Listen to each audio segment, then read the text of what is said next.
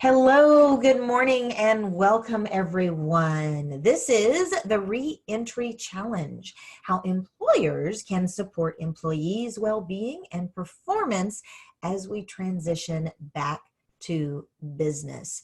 Today's guest expert is Svetlana Elfimova. I've been rehearsing her name and I still didn't get it right. Svetlana, how are you? Hi, Anis. I'm very well. Thank you for inviting me today. I'm looking forward to this talk. I'm so glad that you're here. I really appreciate it. You bring a level of expertise and experience to play that I know is going to be very useful. So thank you for being open to sharing with us. Thank you. So I just want to say thank you to our sponsors. The Whitmore Consulting Group is a group of hyper-talented multi-channel marketing experts without whom we would not be able to pull off this Leading in a Crisis Summit. So if your team would benefit from pivoting your marketing strategy and you're looking for an expert, please reach out to David, letting him know that I highly recommended him. Also want to say thank you to Insperity, HR that makes a difference. Insperity volunteered to be a sponsor of our summit as well. And they also volunteered to give away a pretty high value freebie to our HR friends that may join us throughout the summit. It is a HR budget analysis, confidential report, and one-on-one debrief. The goals of that is to enable our listeners in HR to have quite likely had to throw their current or previous HR budget out the window and start over to compare what they're doing to what other organizations are doing and compare cost analysis to see how they might streamline and or make the best use of their budget. So if that would be helpful to you, Insperity knows that not every person who takes advantage of this freebie is going to be a good fit for their clientele, but they're also willing to just be of service. So if you think that that would be helpful, don't hesitate to reach out. It's turnkeycoachingsolutions.net/HR report. And lastly, I just want to say thank you to our internal team of strategists. Our strategic planners have put together a data-driven crisis strategy pivot program to enable organizations who are now getting back to work but having to pivot their strategy, whether that's an entire shift in the culture or the workplace or how many employees or the product lines, etc. Our team of strategists have put together a process to enable organizations to get aligned faster in that new direction. Reach out to me if you have questions about that and if I can be of service. A little bit about me. My name is Anissa Avon, and I am the CEO of Turnkey Coaching and Development Solutions. We are a single source provider, enterprise provider for learning and development solutions.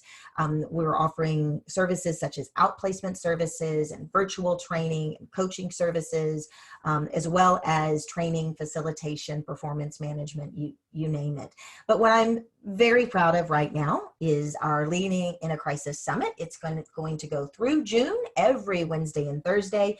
We're adding new talks all the time. Don't hesitate to reach out if there's a talk or an expert you'd like to hear more from, and you can check out our new leaders. And thank you for telling your friends at leadingincrisis.turnkeycoachingsolutions.com. You can see it across the top there. So now I'm very excited to introduce our expert.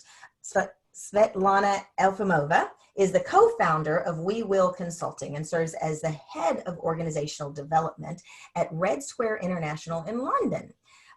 She serves also personal clients as a career coach who are for clients who are going through a career transition. She coaches individuals with building business strategies, moving from individual careers to business ownership. She also really is passionate about preventing burnout and lowering stress. And as such, she has co-founded We Will Consulting. So one more thing I want to mention, though, is she actually serves right now as the head of OD for RSI. And as such, Svetlana, you're going to share with us some of the strategies and things you've been doing at RSI to just navigate this COVID-19 crisis and how you've managed to enable your organization to be successful through this. So what did I miss? What are we going to learn today? And tell us a little bit about you and take it away. Yeah, absolutely. Thank you very much for inviting me today. I'm honored to be one of the speakers. Basically when the pandemic started, we shifted very quickly back to the home office, if I would say. And one of the main things that I have focused is talking to employees and really listening to their concerns and supporting them on this way. It wasn't an easy journey. Of course, there were like a lot of fluctuation, a lot of uncertainty and anxiety related to the situation. But we managed to really pick up the business even because we recently started to enter a new market, and we refocused on that market, which is IT recruitment, and that significantly helped us to go through this period of pandemic, which is not over yet, but we are discussing now who and when will be ready to go back to the office, and we keep this option open for people to choose whether they want to go back in the middle of June or they prefer to stay home. And safety and communication is the main things that we're currently focusing on. Okay. So I'll speak today about navigating the re-entry challenge from the perspective of a business psychologist. First of all, we'll share some theory behind the stress theories and stress reactions and what's actually going on with us physiological, emotional level. So in the next 30 minutes, I'll talk a bit of theory and then share to the practical advice how we can plan re-entry and plan this journey back to the office. Excellent.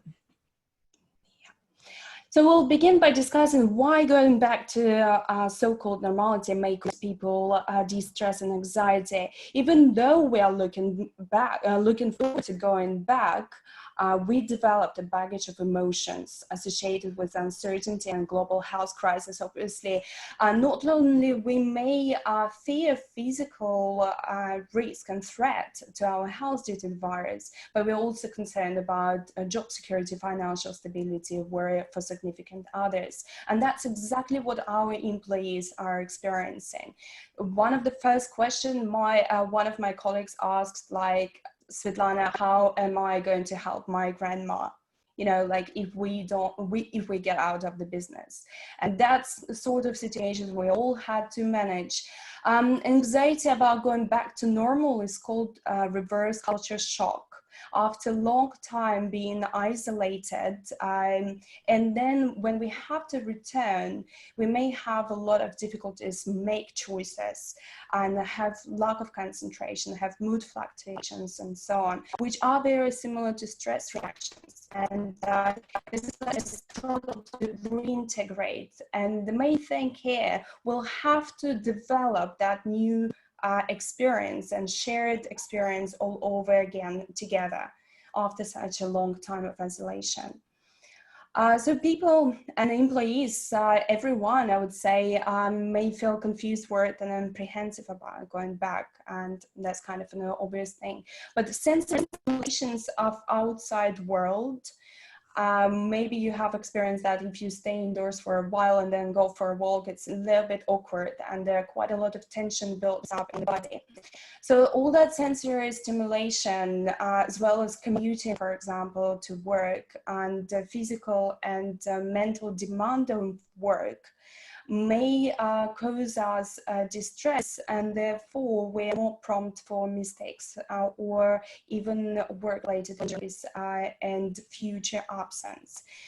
So what we recommend, like in the worksite community, to do is to allow people ease themselves into this returning back and getting back to the full workload. Sorry. We're talking about stress, and that's exactly what I can experience, when all these signs come up. And so another one of the main points that I want to make is that every single person in the world has experienced something very different, yet still similar, but very different. We cannot judge how others may have been affected by the circumstances based on how we felt.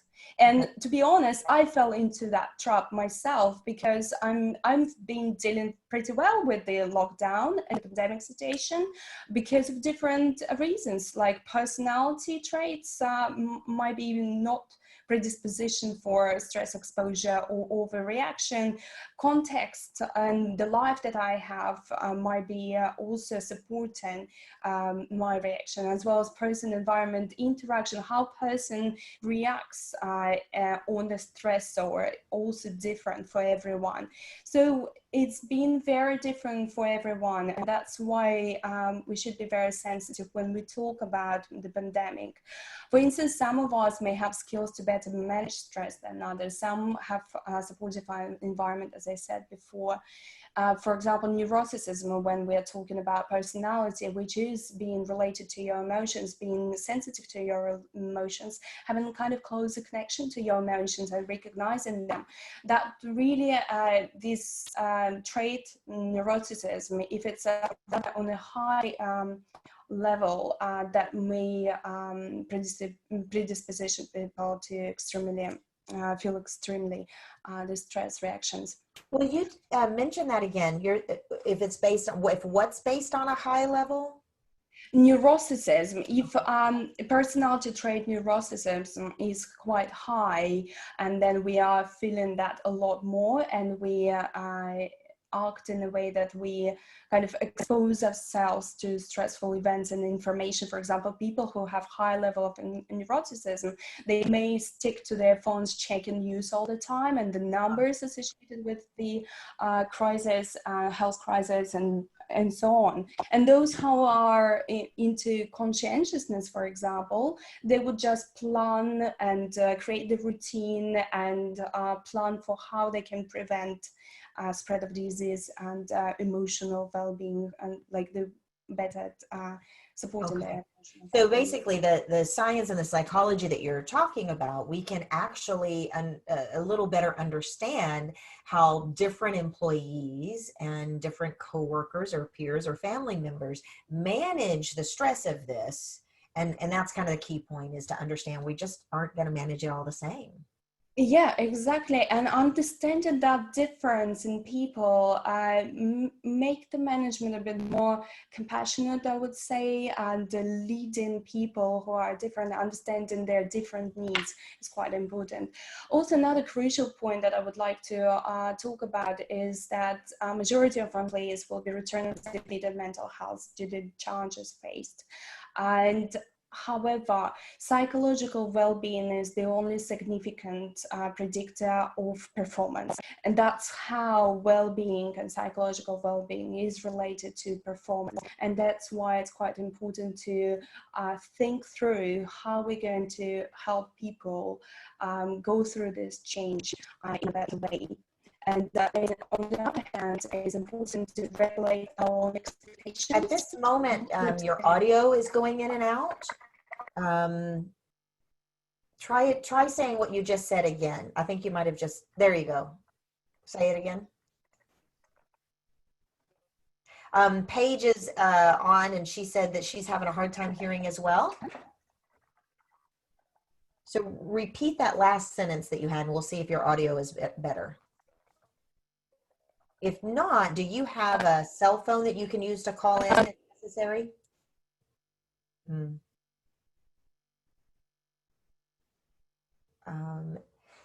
Yeah, so now we can't hear you at all.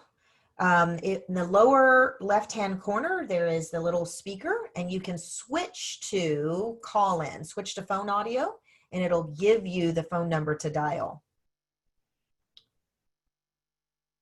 So folks that are listening, thank you for your patience. And while Svetlana is calling in, you have that phone number? Ah, yes. Okay, I see she's connecting to audio. The technology is going to catch up here shortly. We still cannot hear you, but it does say connecting to audio.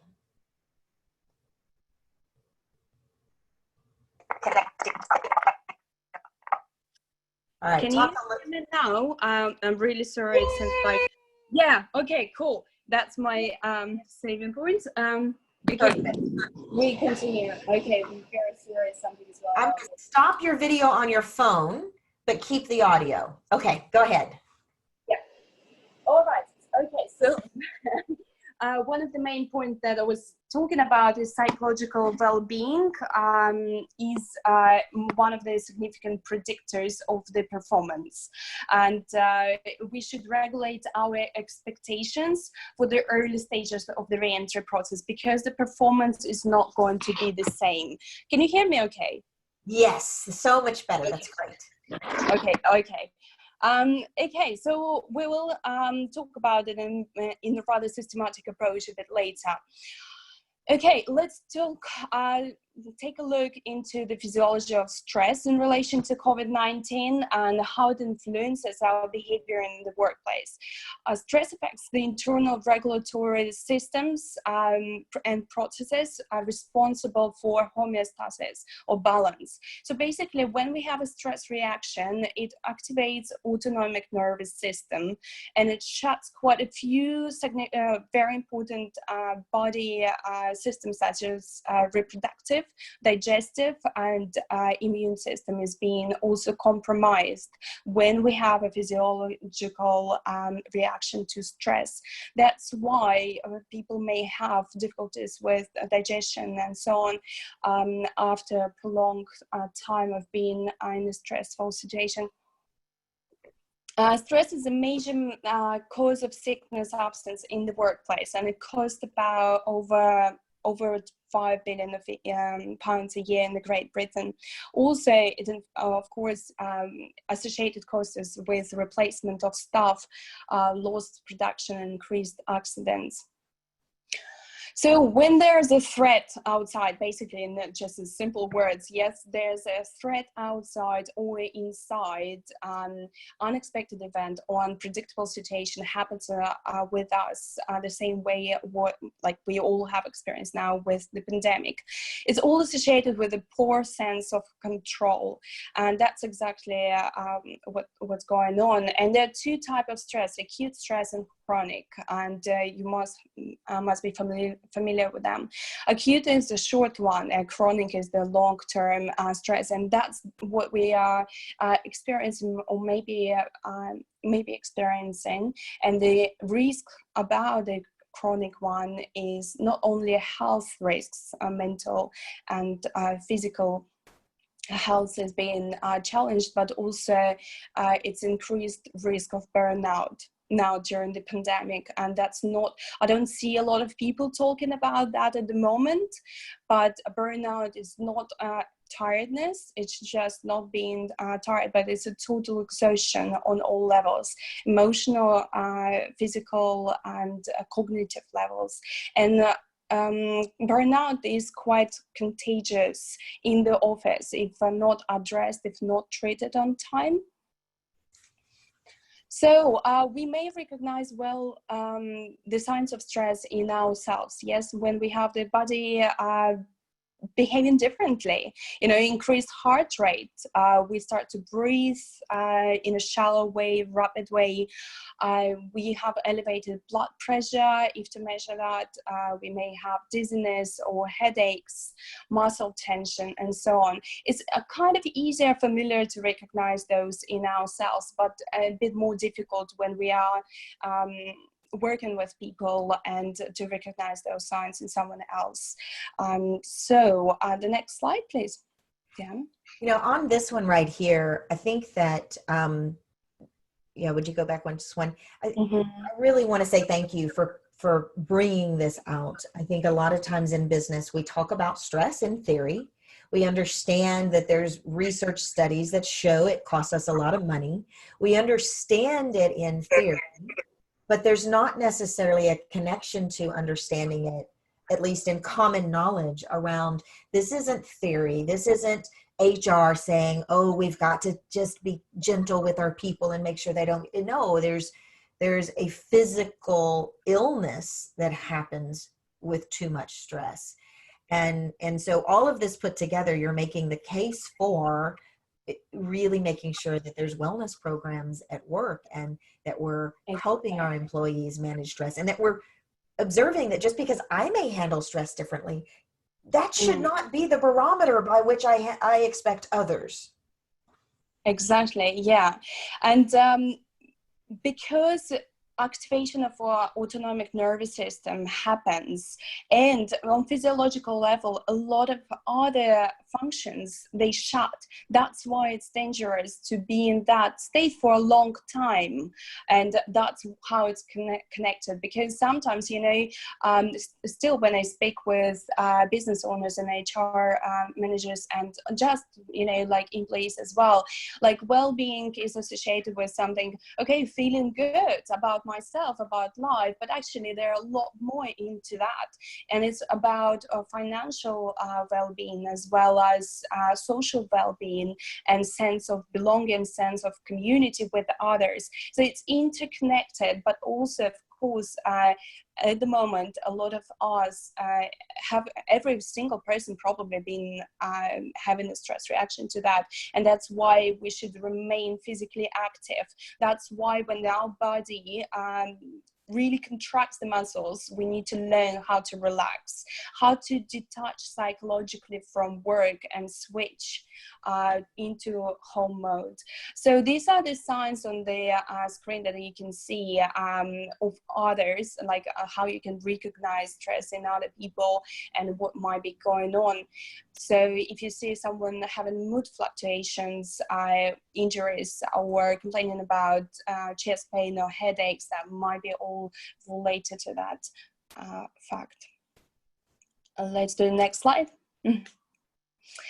So what's going on with us? Yes, we have gone through this major change in life, whether it's change of circumstances, or had to move back to another city, home city, or we've lost something, or even lost some dear ones. And that may happen as well when we manage people. And yeah, and it takes us on an emotional journey, and people employee returning back to work will also require a bit more time and support and psychological safety created in the office for them to go through the stages and come to that point where they're ready to deal with their problems and actually get back to their high level of performance. So we've spoken about burnout quickly already, but important for example, there was a study on a medical group of people, I think nurses. It was pre-pandemic study, quite a large one, and they recognized when nurses are being totally involved and have this large input into their work and don't have enough time or energy to recover, and they may start to be cynical about other people. They may feel less personal, about like depersonalization is happening. So really creating this boundary between me and the other person who is in need of my help that I provide through work. And that distancing is actually a coping mechanism, so that after a bit of time, after this time for myself, I'll be returning with the new energy and time and help more people to deal with their situation through my work, like whether it's medical circumstances or any sort of work. When we work with people, when we are on the age of burnout, we really start to disconnect and quit social circles and activities. And however, important to understand here that people may still perform very well especially if you're in call centers, people may still perform and meet their KPIs but be on the edge of burnout. That's why it's very important for line managers to kind of raise awareness of how to recognize and prevent burnout, and help others to also know there's such phenomena, because it takes a very long time to go back to normal. Yeah.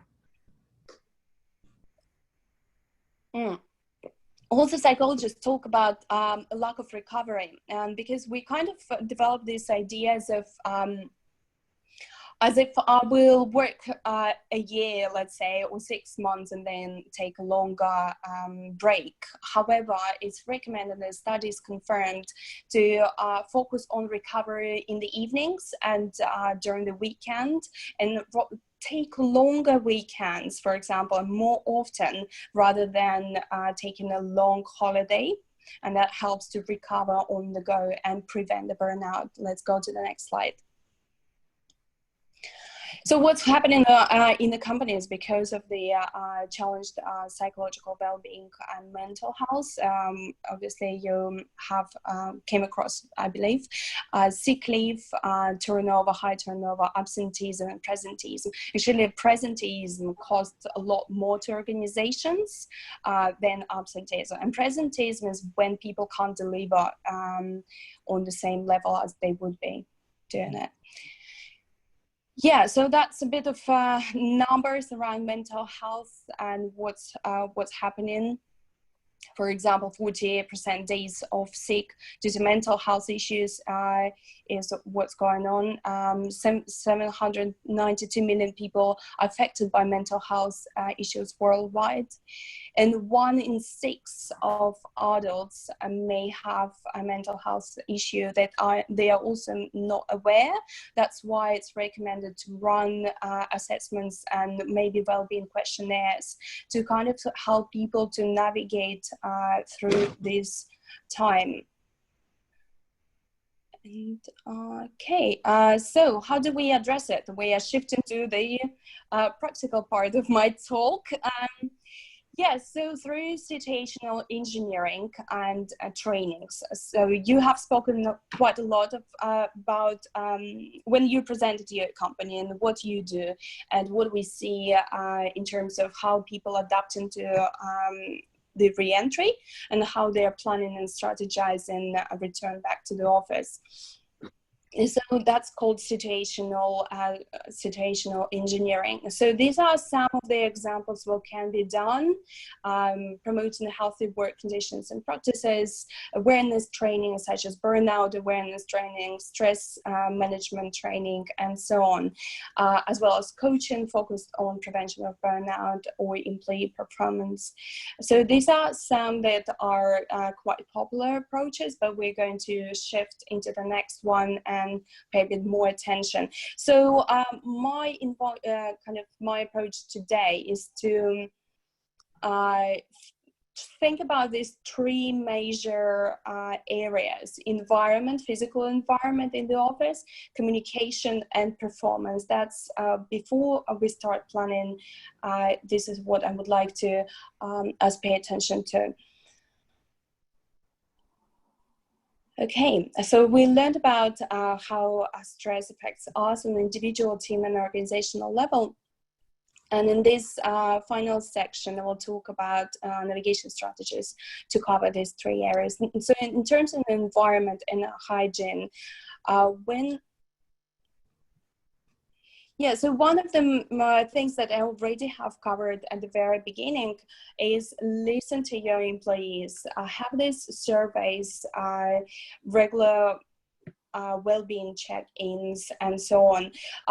Have a time to speak to your people, and maybe they will suggest a way that will be suitable for them in terms of returning back. A psychologically safe place is co-created together with your employees. So first of before implementing this return, speak to your employees, as I said already, agree on those workplace adjustments with them using surveys, and that will increase their compliance and adherence, and that will actually be shared ownership when you come up with the new norms for the office, and the people will be on board. Follow medical advice by the government. That's the next step. Did you want to say something, Nisa? Well, I think you're probably going to cover it here shortly. So I'm going to hold my question. So keep going. Yeah, so the next step, after you have spoken with your employees through the surveys, feedback sessions, questionnaires, and so on, and gathered some information, maybe some people like team leaders and so on could be very helpful in that process. Follow medical advice by the government or trusted resources. And when organizing the physical environment and hygiene measures, we should plan for free distribution of personal protective equipment such as masks and antibacterial gels, and everybody speaks about that. But the main thing here is to encourage to develop this new behavior. When the gel is just basically on your desk, it's a lot easier to use it and develop this new behavior rather than just having let's say a gel at the entrance only. So I have a quick question about this. Yeah. So this is not necessarily linearly or is it, right? Because, you know, a lot of us will, you know, we're going to start work tomorrow, right? So all of the policies have to be pre-organized and the communication has to be strategized and planned. But you are saying, as far as whatever you have as an organization, you push it out there, you communicate, but you're also opening it up for two-way dialogue, to listening as much as communicating. Mm-hmm. That's right. I believe, if we did have probably a bit more time for that, but it's you don't have to implement everything, but choose those simple steps for the company that will work for your company and for your people. And another thing that is quite important here, to have this walkthrough with your employees online before they physically come to the office, so they are aware. They are aware of these new norms and how we're going to behave in these new circumstances. Also, it will lower the level of anxiety people have, because they know it's going to be different and it's not going to be the normal how it used to be before the pandemic, and we will have to have this physical distance. So I think this is pretty visual on the screen. So redesigning desks and common areas so that people are a little bit away from each other. Also, it's important to properly organize return to the office in a staggered way,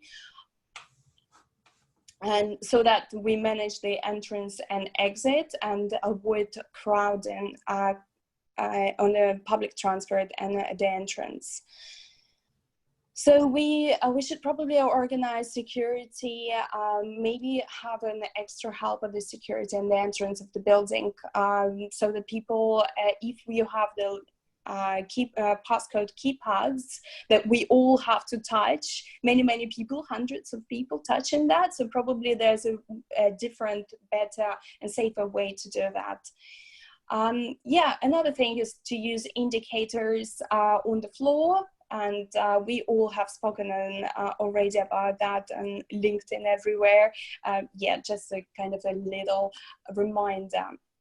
So these measures will help to create a safe environment, physically a safe environment in the office. And now we're going to talk about communication and policies.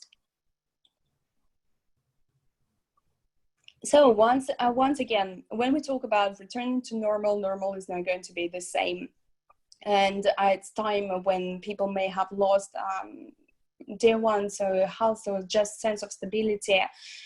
It's very important, once again, to have that space and time and be compassionate about others and in the communication and when managing people. So employee voice and regular surveys. Once again, I know one Danish company who are actually they have every week well-being surveys, and they're just a basic 5 questions, but that raises awareness quite a lot, that well-being is not only about how you feel, but how do you sleep at night? Do you have disrupted sleep pattern, or how do you eat these days, and so on? Are you remaining physically active? Do you feel connected to your team? Do you feel connected to your people? So employees will now require more sensitive and sensible management, and I would say less directive. That's what we learned through coaching, and coaching approach is the one which is quite helpful in these circumstances, when we create that space for people to talk about their emotions, and through asking questions, they just open up and they kind of see the solution, start seeing the solutions. And on the physiological level, it helps us to switch from fight to flight reaction, automatic reaction, and being totally engaged into your emotions, into a cognitive state. When you start thinking about it, you start talking about it, and then find solutions. Learning and development events is another thing that is helpful. We could raise awareness of well-being through streamed talks, webinars, learning activities, and tools. Other tools are helpful. For example, mindfulness meditation, which can be done in 5 minutes, or body awareness meditation is very helpful. Body scan, it raises your awareness of the body and your sensations. And when there's a reaction, a strong reaction to stress, for example, you're easy, you quicker recognize that, and you learn how to deal with it. Okay, so can you share a little bit about the safety ambassadors. Who are those? How does that work? How did you get that rolling in your organization? Yeah, absolutely. So we know about up to down communication and this one is sharing this ownership. We're all in this boat together, and safety ambassadors and change managers, they're those people who may feel that they cope better, and they can actually help you create supportive environment in the office, and talk with their colleagues and share their experiences, share the tools and instruments they found helpful. And also they will be the ones who are receiving the communication from the organization, from the managers, and then support that knowledge and reinforce new behavior in the office. Okay, that's very helpful and very it would seem like a part of a cohesive strategy, that without, ambassadors to fulfill it, then other folks become the tattletellers or the cops in the office. So and so Exactly. isn't, washing their hands, or so and so isn't wearing a mask, or Yeah. that's good. Yeah. Here also is important, like we've spoken about the policies and the absence and sickness policy. If it's too strict, that may cause more issues. So I think it's time for us at least to temporarily review those. What we do in our company at the moment is that people are just have their flexible working hours. The main thing, they do the minimum that is required at this stage for work. They work on consultancy, so recruitment consultancy. So they do their job, and then they can be completely flexible about their time. And in case they need to be absent because of their health, or they're not feeling well, they won't be afraid that there's a risk to lose their job, for example.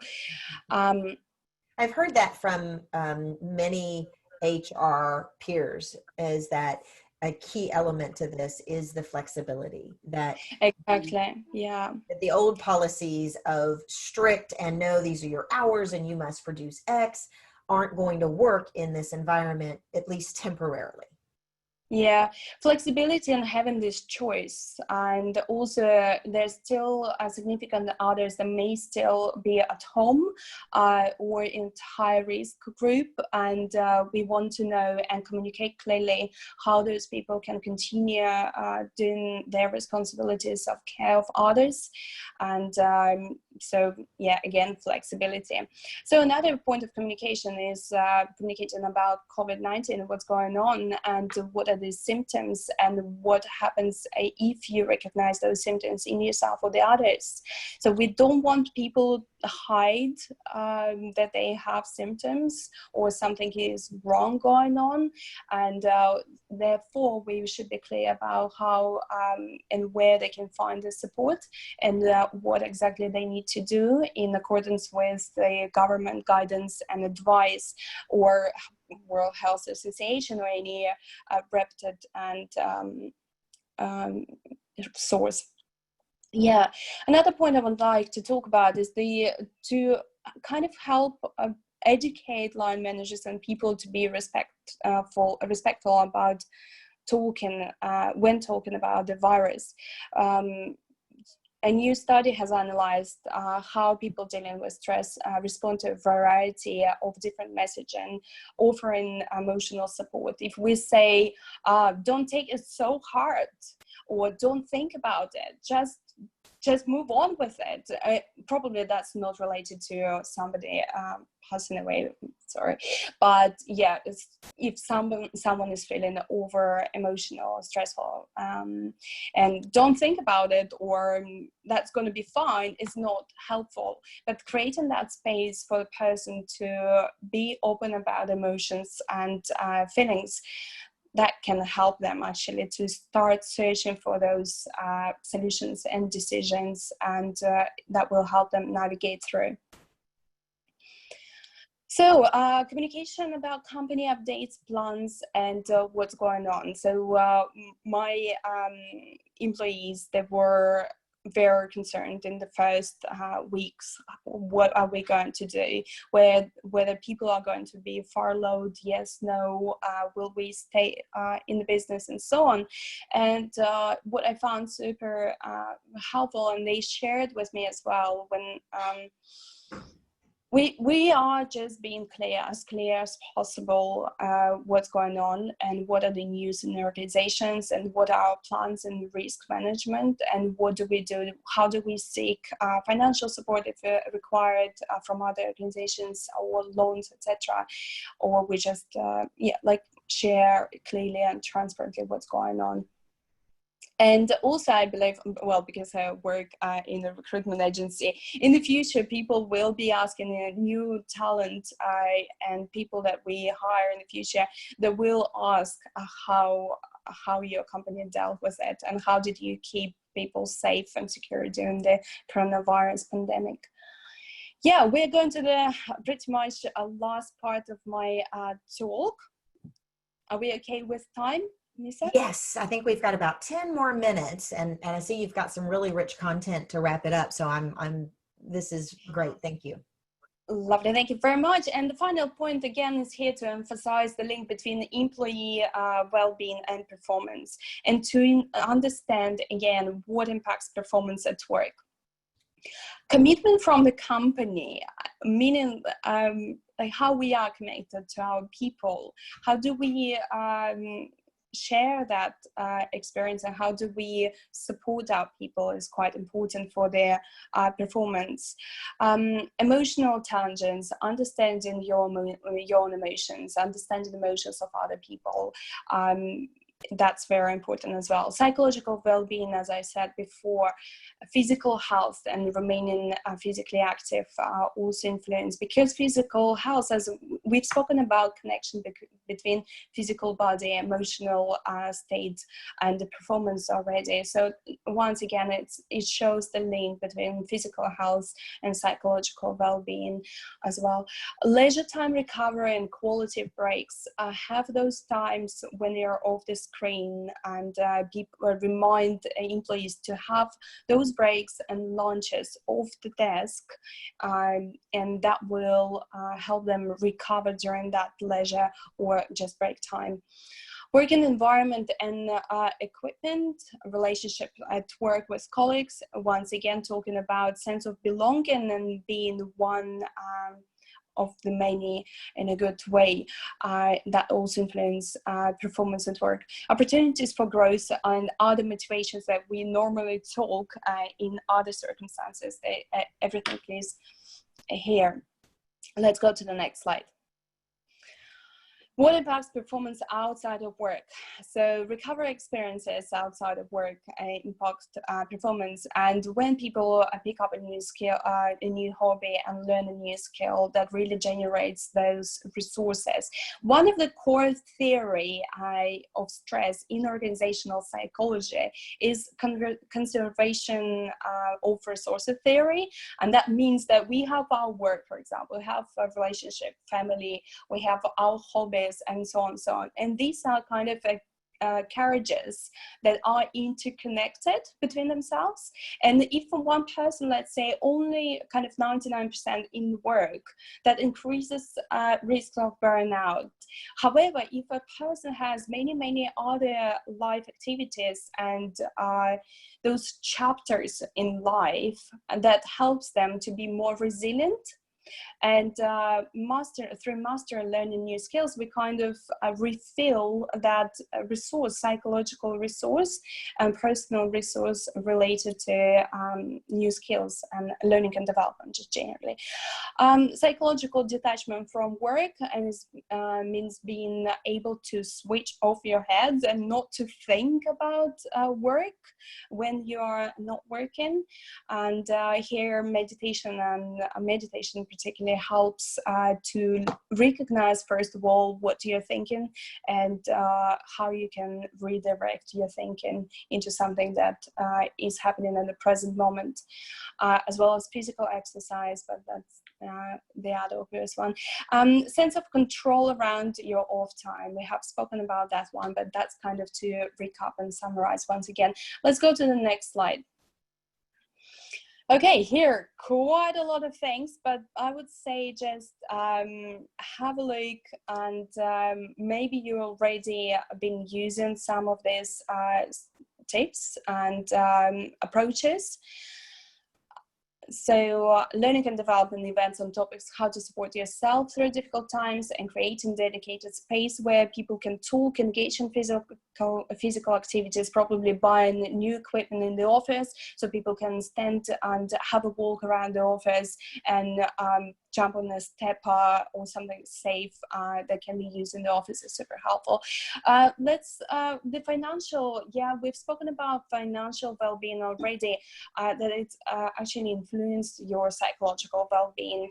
For example, like I've spoken with one of the companies, and what they came up with is they invited a financial consultant for a day, and everyone who wanted to have a question asked, or they're worried about their personal finances, they could approach that person and have a chat and receive that one-to-one communication. And that helps with managing anxiety and helps to plan and be aware of what are the other options.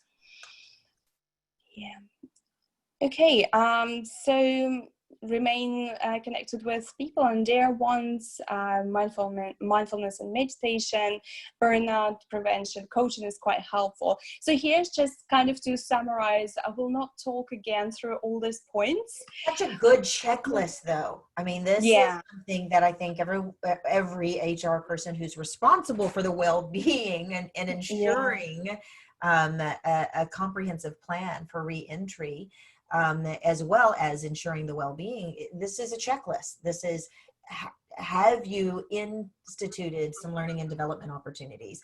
Are you making sure that you're encouraging the physical activity? And then all the way down to preventing burnout. Exactly. You know, are you using external or internal coaches to address burnout? Because it's going to be more real now, perhaps, than ever. So this is a well-written list that I think is very useful. Yeah.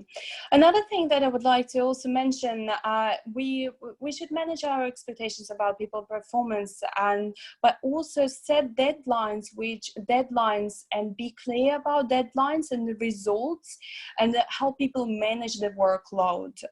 And if they have an issue, who they can approach, and what is the allowance there, what is flexibility there, what are the expectations from the line managers, from employees.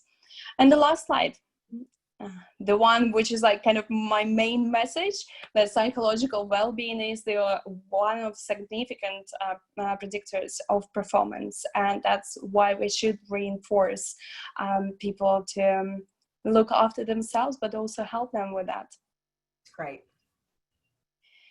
Okay, so here we are, and you prepared a couple of freebies, bonuses that, you know, for our audience. Share a little bit about, I see on the screen, this is how folks can get a hold of you, but will you also share why people reach out to you and a little bit about your 30-minute body-mind practice trial?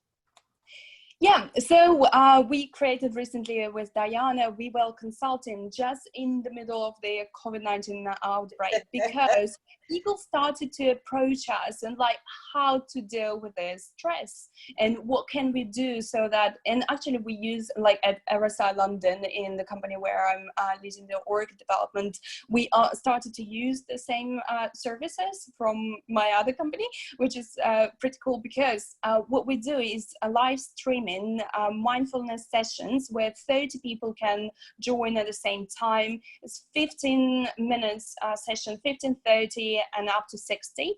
Mindfulness, meditation and corporate yoga, and to reinforce that physical activity, also to lower the stress level and increase their body awareness and increase their kind of well-being in general. So it's kind of on the spot solution. If you don't have all that, you don't have your strategy developed, how you can support your employee well-being, this is on the spot solution, basically. Live streamed, just in your computer. Yeah. Beautiful. And then of course you also do stress awareness training and, you know, burnout prevention coaching, as well as building resilience workshops, financial well-being workshops, and then this on the spot well-being solutions. I think that's fantastic. Yeah. And are you working with organizations in the UK as well as in the US? Not yet, but I think we're pretty open because of the time difference. It's a bit tricky. I actually opened like one of my freebies. If somebody wants to have a conversation after this, they're like half an hour slots. They can be booked for free, and then I can help to develop that strategy and how to support employee well-being. Love it. That's fantastic. Well, this has been very informative. I loved the science back of it as well. And folks that are on the call with us, thank you for joining us. Do reach out if we may be of support. And I would say thank you to Diana behind the scenes. We don't see her, but she's been very helpful with helping us with the webinar today. So Svetlana, thank you. This was thank you very much. Really informative. Thank you. All right, stay safe and healthy. You too. Be well. Okay. Thank you. Bye. Bye-bye.